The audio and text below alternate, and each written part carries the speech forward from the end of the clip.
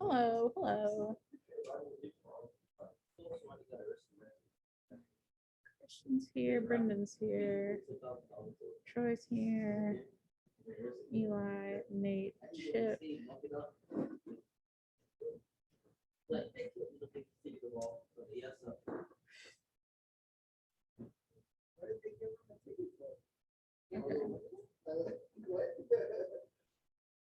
me close this door.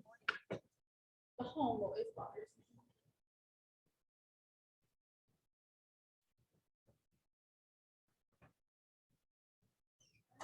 me. Hopefully those of us who are not here yet will show up. We're missing a couple, but it's okay. The first thing that I wanted to mention is that I do not have even close to everyone's essays. You can email it to me if you need to, if Canvas is not working for you, but I'm definitely like concerned about getting those in because it's the biggest grade for this quarter, and I certainly want everyone to graduate and, you know, pass, and I can control my class. I can't control everybody's, but I genuinely did think you had said that might be. I'm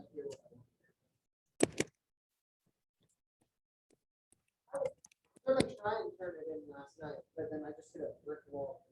I see. Well, here's what I'm gonna do.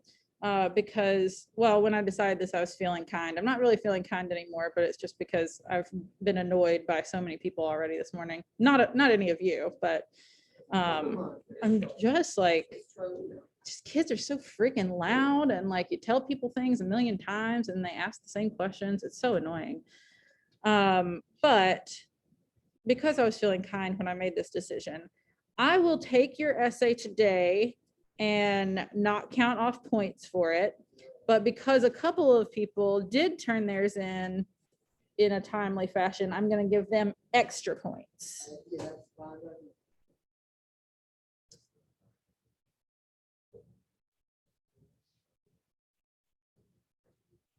Yep, can't grade a thing I don't have, and I won't put in the essay grades for probably a couple of days, or well, I won't put in the zeros anyway if you haven't turned it in for a couple of days, because some of you might turn it in late and get partial credit, and that's fine. That's better than nothing for sure.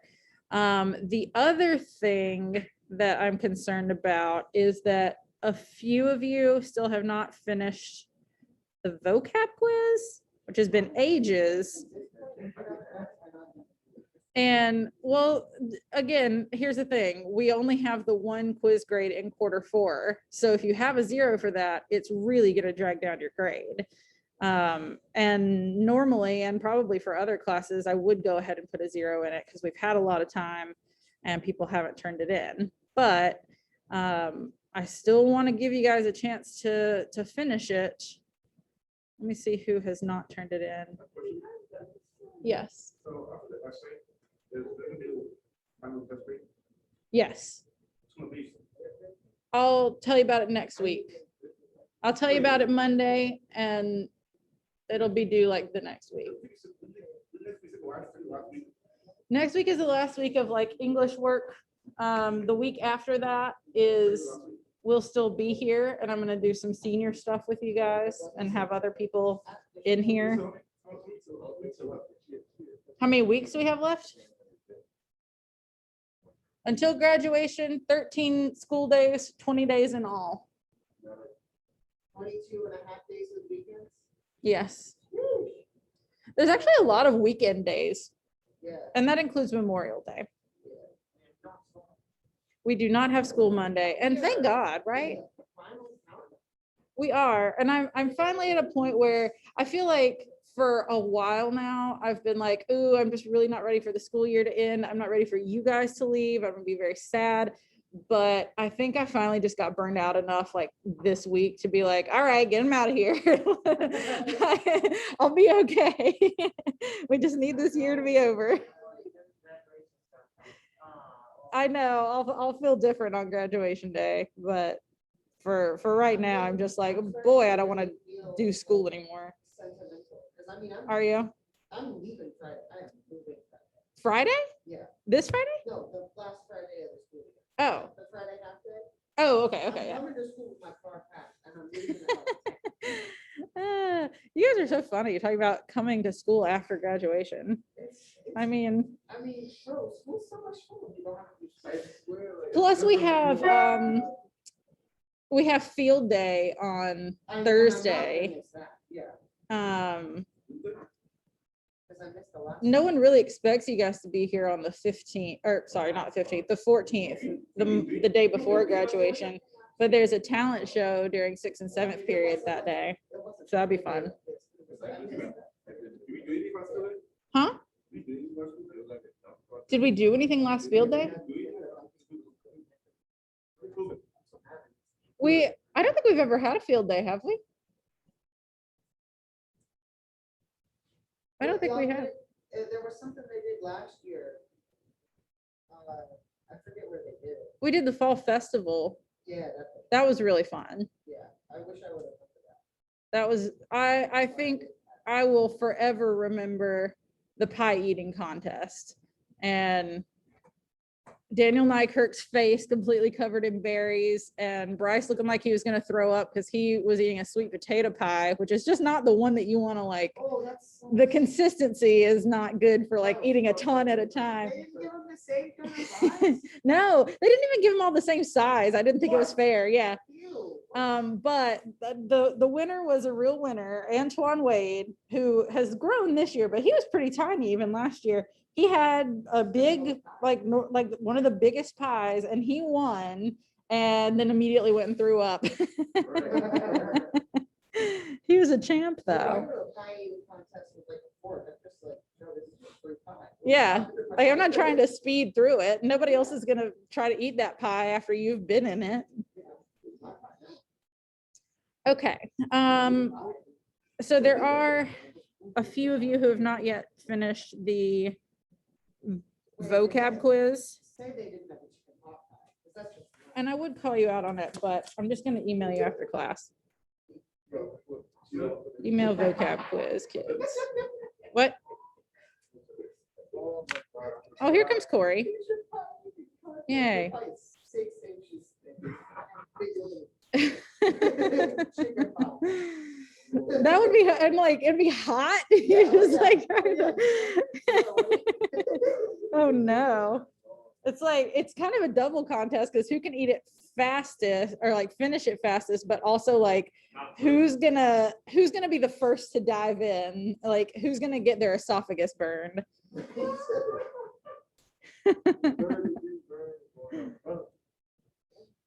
Okay.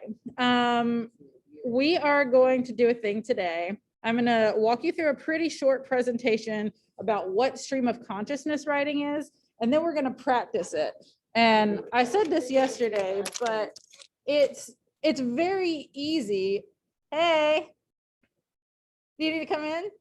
You can come in. Who is it? It's Michael Baum. Michael Ball? We could remove the account from the computer and then set it up again. Would that ruin a lot of things for me? No, because everything's saved on Gmail. It would just capture the whole download. Okay, we can do that. You want to do it like lunchtime? I'm leaving at 12:45. Well, never mind. Maybe tomorrow then. Maybe Grace. tomorrow, Michael. That's fine with me. Hey, thanks for those plays, Chip. Yeah, absolutely. Okay. So I'm gonna walk you through this and then we're gonna practice it. And I mentioned this before, but it's a thing that a lot of people really do have fun with. It's not just like your English teacher thinks it's fun because it's a writing thing. Daily thing to do, like just the first 5 minutes of class. Yeah. Honestly, like I could see doing that for like a bell ringer type of thing. And I'll explain more about that when right before we do the practice. Maybe do it like once a week so that we don't get burnt out on it. Yeah, I think that would be fun. Okay, let me share my screen with y'all. Michael. I have the weirdest problem with my computer. And he's like, literally, I've never seen this happen before. How did you come up with like a new problem that I've never seen before? Just talent, I guess. Okay. So stream of consciousness is a literary technique. And I'll explain kind of what it is. Actually, let me minimize myself so that I can read this whole thing. It's a narrative technique in which the thoughts and emotions of the character or narrator are conveyed so that the reader can track the fluid mental state of the narrator. What does that mean? Basically, it's like your internal monologue. Do you have a question? Yeah. Oh, okay. Yeah.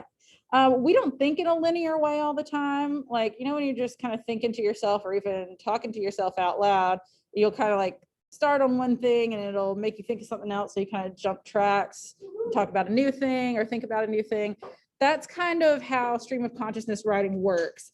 It's a running monologue of the narrator's internal thoughts, and the pen, or in our case, the keyboard, is just a conduit. It's just a vessel between your brain and the page. Whatever's in your brain goes on the page. Grammar doesn't matter, punctuation doesn't matter, all that stuff flies out the window for stream of consciousness.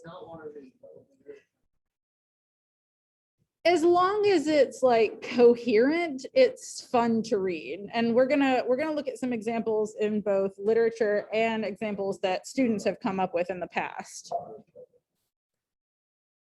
So we need to see this in practice and what it actually looks like. So we're gonna look at some literary examples first. And I picked these specifically because they each kind of show a different element of stream of consciousness style. Obviously, if it's in a published book, it's probably going to be a little bit more polished than what we would do in class, but it still has a lot of the qualities we're looking for. So William Faulkner is a 20th century author, American author, like 20s and 30s. He was writing a lot. I don't really care for him. And one of the reasons for that is because his stream of consciousness is like too much for me. And I had to read this book. I took a class in college where I had to read a novel a week, which was tough. And I definitely didn't do it all the time. A lot of spark noting going on. But there was this one book, and it's not the book that this is from, but literally like a sentence would go on for like 2 pages. And I'm just like, get to your point, man. So I don't really love William Faulkner, but this is a really good example of stream of consciousness. So you'll notice as I'm reading this out loud, you're gonna be like, where are the sentences supposed to end? Nonsense, you look like a girl, you are lots younger than Candace, color in your cheeks like a girl, a face reproachful, tearful, an odor of camphor and of tears, a voice weeping steadily and softly beyond the twilight door, the twilight colored smell of honeysuckle. Bringing empty trunks down the attic stairs, they sounded like coffins. There's like a lot of imagery and stuff in here, but it's sort of like, yeah, like what's your point? What are you saying? Who's Candace? Yeah, exactly. Who is Candace? And that last sentence is definitely a run-on. Bringing empty truck. It's like a fragment and a run-on. Bringing empty trucks down the attic stairs, they sounded like coffins. And it's like some of the language is nice. Like I love the twilight colored smell of honeysuckle, but what is it in relation to? It's just so hard to like figure it out. So this is a good example because it does have like run-on sentences. You don't really know how everything is connected, but it makes sense to the narrator, which is the important thing. So this is from The Great Gatsby, and which I'm reading right now with my English 3 class. I love it. Stream of consciousness really came about in the 20s, which we're looking at 20th century stuff right now in here. So if you're doing stream of consciousness, it can't just be like the remnants of the thing. No, it can. Oh, okay. It can. You might see that a little bit more with the student examples we look at. All right, cool. But obviously, like since these are from published novels, they're like a little bit more polished. More story. Yeah, more story based. But I wanted to show you a few things. No, it's really only just this one passage. And one reason for that is that the characters in this passage are both drunk, and that's, you know, ideal for a stream of consciousness because you really can't control what your thoughts are doing for the most part. But they're leaving, and you'll see that it kind of like jumps around where like you're in one place and then they're in another place and then they're in another place. And with these like ellipses that happen, it's like it just jumps from like one story to the next. So it says, come to lunch someday, he suggested as we groaned down in the elevator. Where? Anywhere. Keep your hands off the lever, snapped the elevator boy. I beg your pardon, said Mr. McKee with dignity. I didn't know I was touching it. All right, I agreed. I'll be glad to. I was standing beside his bed and he was sitting up between the sheets, clad in his underwear with a great portfolio in his hands. Beauty and the Beast, Loneliness, Old Grocery Horse, Broken Bridge. Then I was lying half asleep in the cold lower level of the Pennsylvania station, staring at the Morning Tribune and waiting for the 4 o'clock train. So I like this example because the ellipses do like help us jump from one thing to the next. And that's a thing you can do. Like if you're talking about one thing or writing about one thing, and then you're gonna completely go off on a different thing, ellipses are a good way to indicate that. Yes. What makes this stream of consciousness and not like very conscious confusing, right? Like, I mean, it can be something both. like that on purpose, you know? Yeah. And this is more like, since this character, the narrator, is drunk and like looking back on it, it's sort of like just flashes of memory, like this happened and then I woke up and then this happened. So it's not a continuous narrative. It's just kind of like his thoughts at the time. This is from a Dostoevsky novel. I've never read this one. He's one of the big Russian authors. I get him and who's the other one? Tolstoy confused. One of them wrote Anna Karenina. One of them wrote War and Peace, but I never remember which one's which. I'm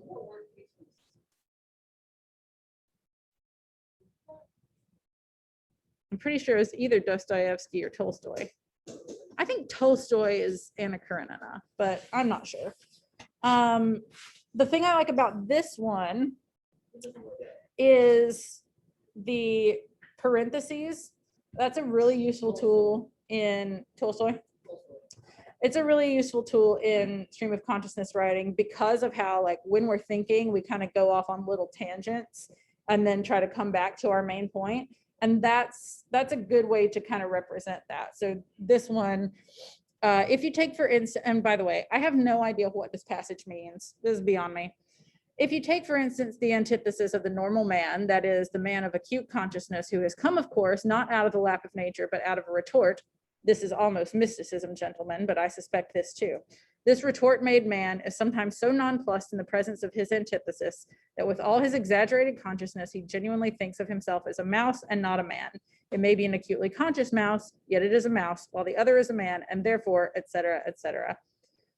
First of all, what? Like, I don't really get what any of that means, but it is very like, and this, and if you do this and that, and like, It reminds me of like when a character in a TV show is supposed to stop being able to understand what another character, like they're just zoning out. Yeah. You know? Or if they're like on drugs and suddenly Yeah. start say, you know, the person they're talking to starts saying random crap that doesn't make any sense. That's what that sounded like. It kind of does.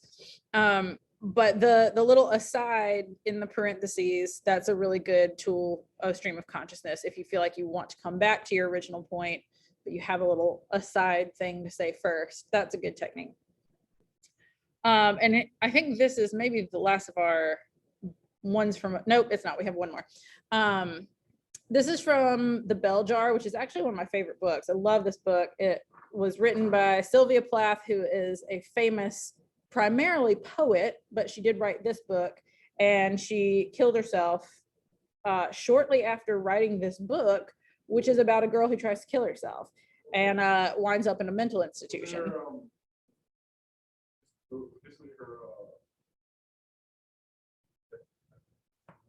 Like, was it, you mean like, was it autobiographical, sort of? Was there a note? Oh, was there a note? Was there a note? I don't actually know. I would just imagine yes, because she was a writer and I feel like she would have wanted to, I don't know, because she tried to kill herself, I think, a few times before she finally did by turning on her oven and inhaling the gases. Although, funny story, there are all these jokes. I mean, it's a horrible thing to joke about, but like talking about Sylvia Plath sticking her head in the oven. And my best friend, until we were like out of college, thought that she literally like set her head on fire. Like that's an intense way to kill yourself. Breathing in the gases from the stove is an intense way to kill it. It is. Slow and painful. I don't know if it would be painful. I don't know. What? Fail to do it first time. It's so beautiful. If you fail to do it the first time? There's the first time. Oh, she tried a few times, I think, in multiple different ways. But the beginning of this book is about how she's on this sort of like internship thing in New York City for a magazine and like what it's like living in New York. And so you'll sort of see that there are some dashes, which that's a good tool for stream of consciousness to like kind of have a little aside moment, but also she's kind of, I feel like this is kind of how we think, or like, you know, when people tell stories and it's like too much detail, man. My dad does that. I feel like this is a good example of that because she's just kind of like saying whatever she thinks. You know, when you like talk to a little kid and they just start talking about something you don't care about Yes. at all. Yeah, Yes. it's kind of like that. Yeah, kids kind of speak in stream of consciousness. You know, but Yeah. you know that conversational phenomenon when you're talking to a little kid and they're just talking about something you don't care about at all. You have to be like, Yep. And you're just like, oh, That's like- cool.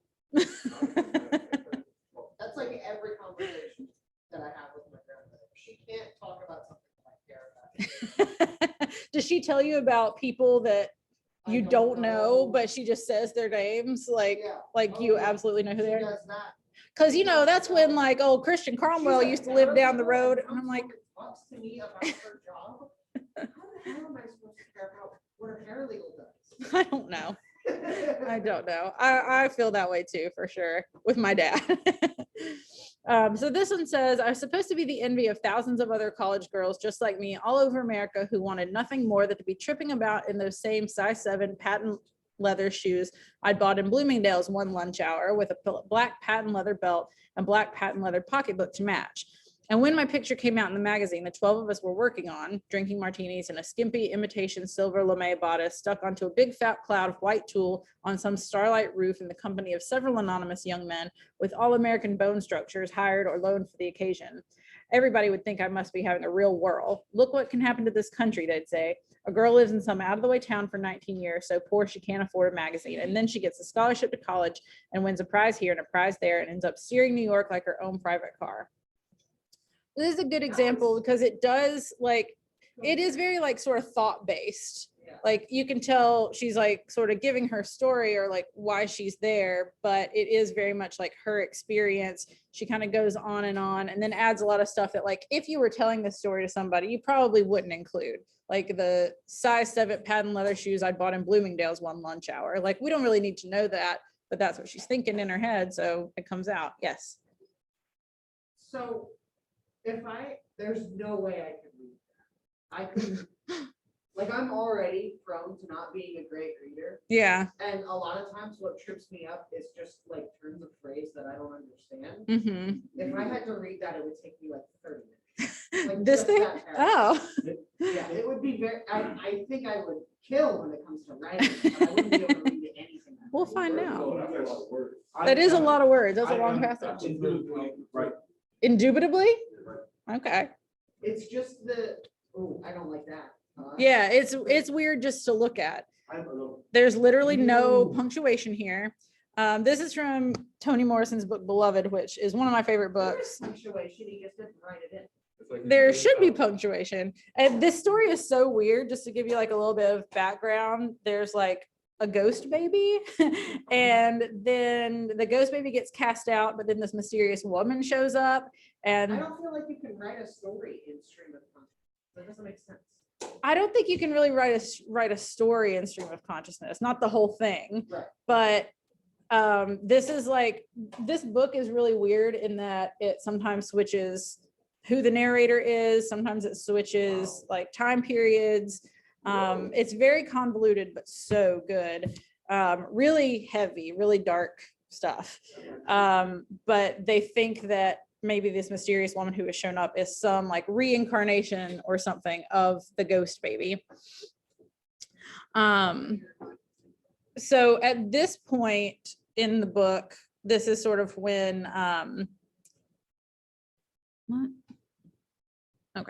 the character whose name is Beloved, she's like the mysterious woman, she's trying to like attach herself to the mother whose name is Setha. And there's all this weird stuff about like where she was before, like, was she dead? She just kind of like showed up one day. So this is very weird. But you can even just looking at it, you can tell that it's weird because it's like sentences, but they're not punctuated, they're just spaced apart.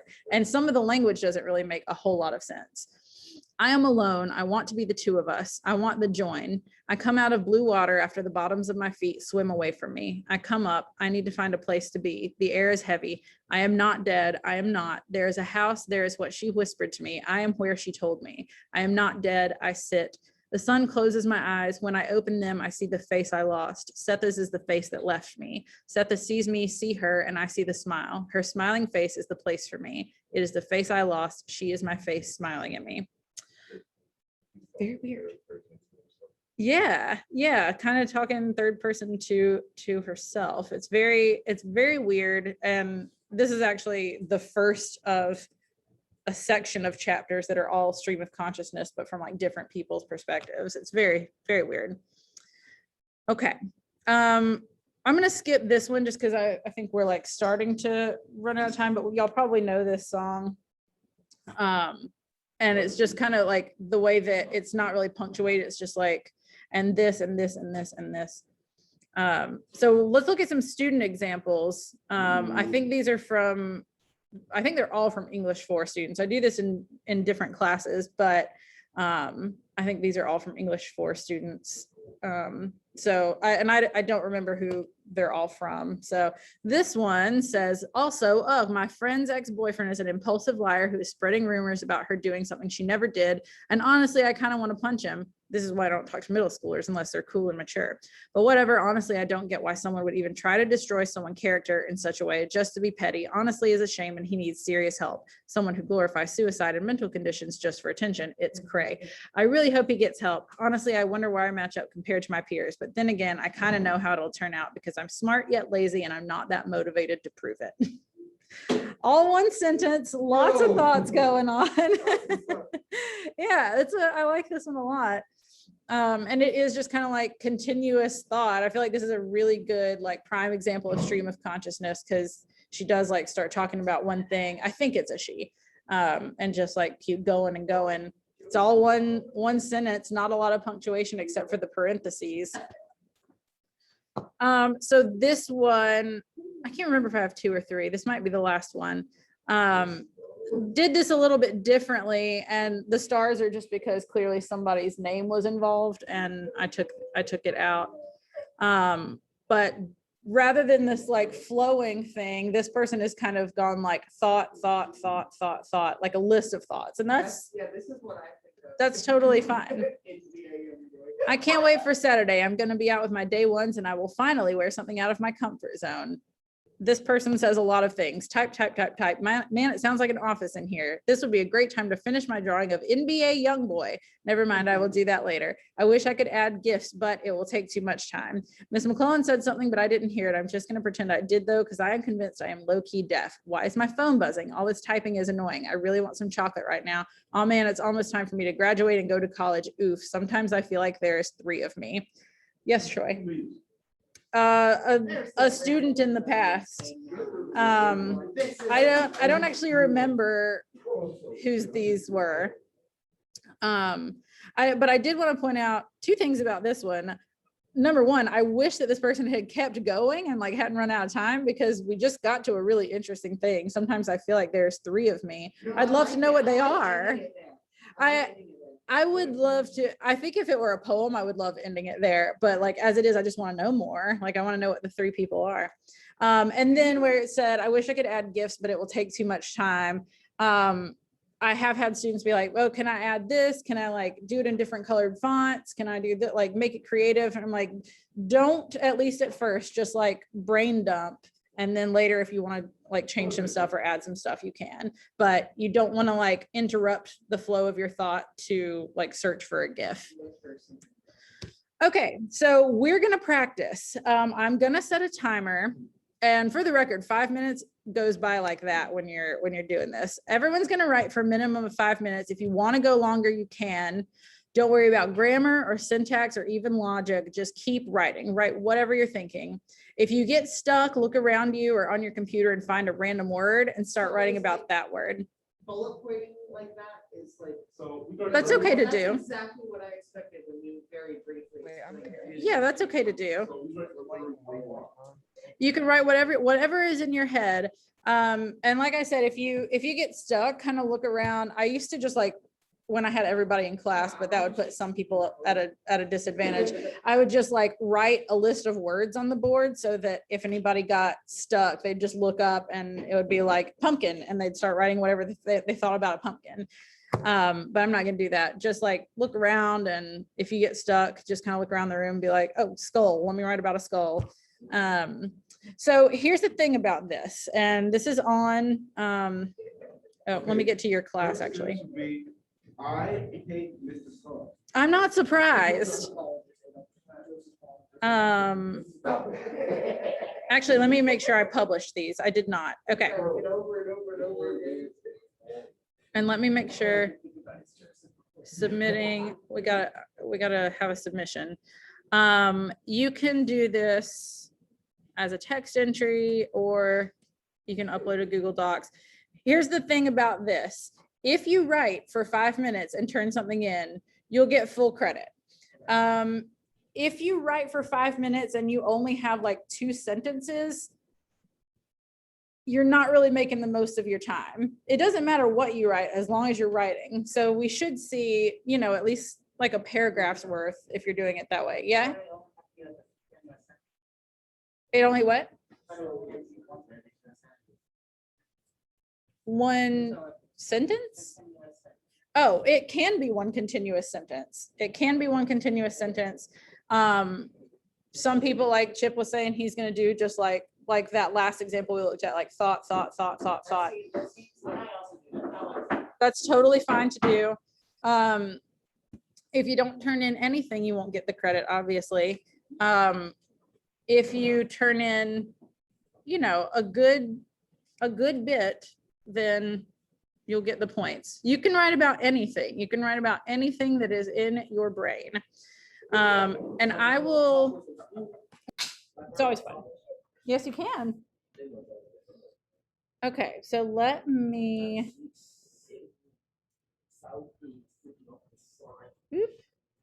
I'm gonna set a timer.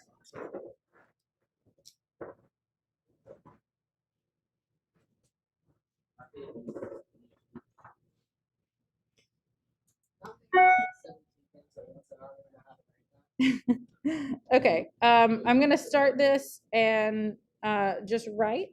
And if you feel like you want to share it after we do, that's fine, but nobody has to. And go.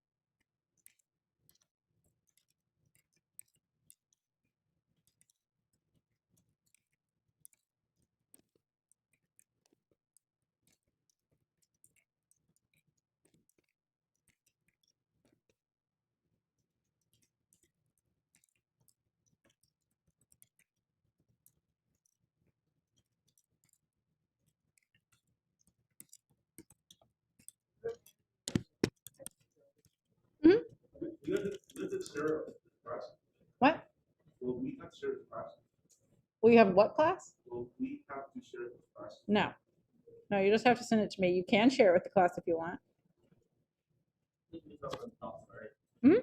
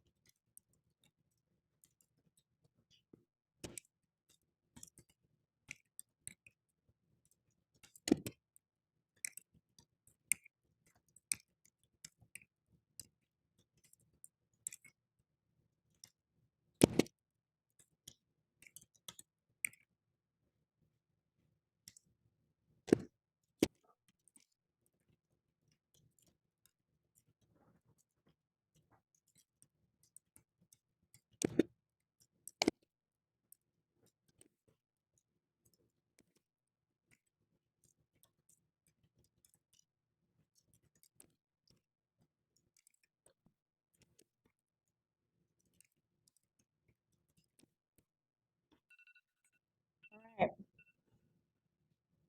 We want to go for like 2 more minutes? Yes, please. Some people are like, yes, some people are, okay, we'll do 2 more minutes. You can like finish up whatever thoughts you're doing.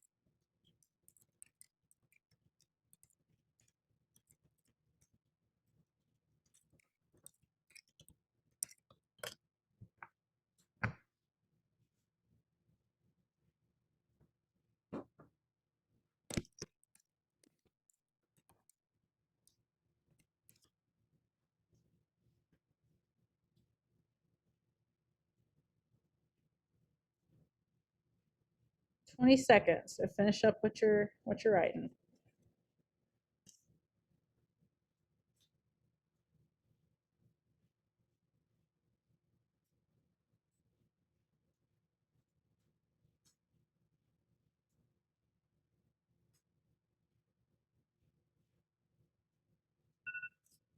Okay. There's the timer. Okay. Was that fun? Yeah. Sort of. Anybody want to share what they wrote? You don't have to. You don't have to. Sometimes people want to. I used to do a thing with one of my classes that was like free write Fridays, and on Friday we would have like 25 minutes to just write whatever, and like as long as you wrote, you got the credit. And like some people wrote poems, some people did stream of consciousness all the time, but like some of them wrote television episode reviews. That was interesting. I think it might be you. You might go first.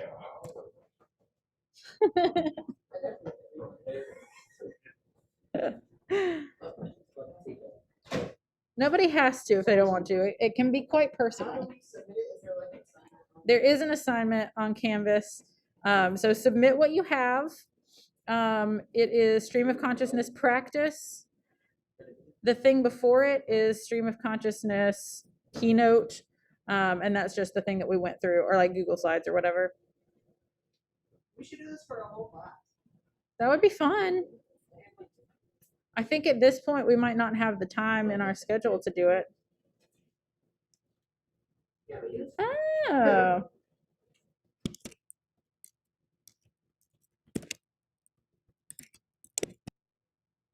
We might have a volunteer for reading one.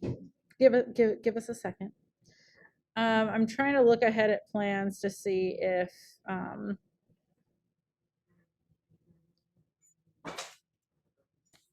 we would have time to do something like that. I doubt it.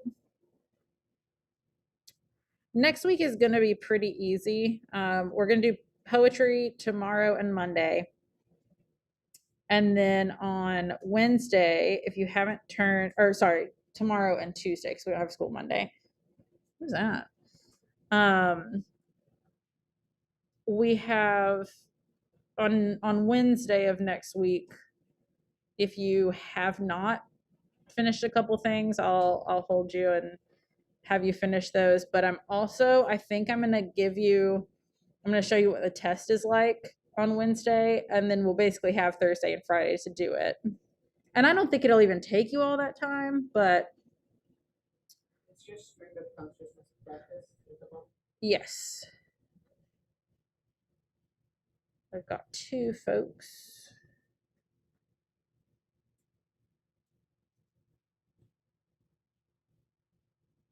All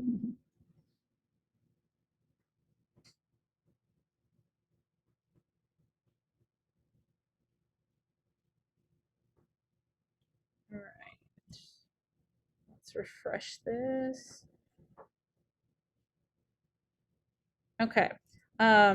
Sterling cannot talk out loud because his brother is unmuted for class, but he says that I can read his.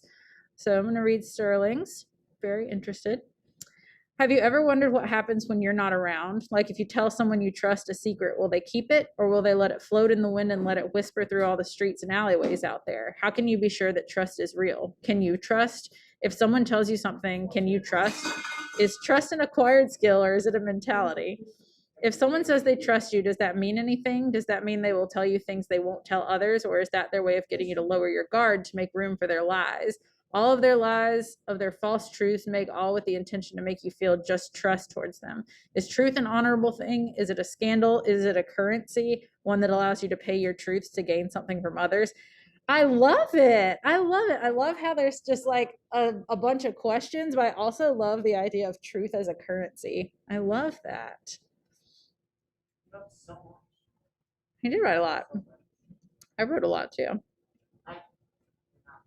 Anybody else want to read theirs? Troy? You're asking if somebody else wanted to go first. I assumed you wanted to go. Okay. Well, if no one else wants to, thank you, Sterling, for volunteering. You were going to read it, now you're not? Why? So frustrating. I'd love to hear it. Well, I can't wait to read what everybody else wrote. Okay, so tomorrow we're going to, oh, hang on.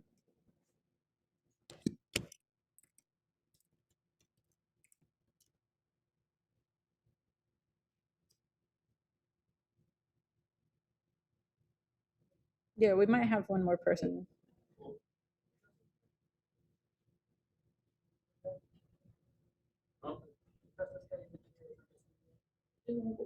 Okay, well, we're gonna wait just a second. Eli had to leave and come back.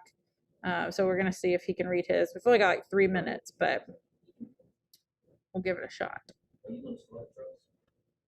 Here he comes.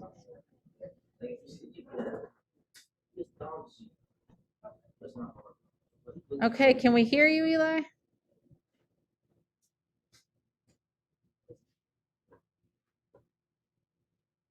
Oh, you can? Why can I not hear him?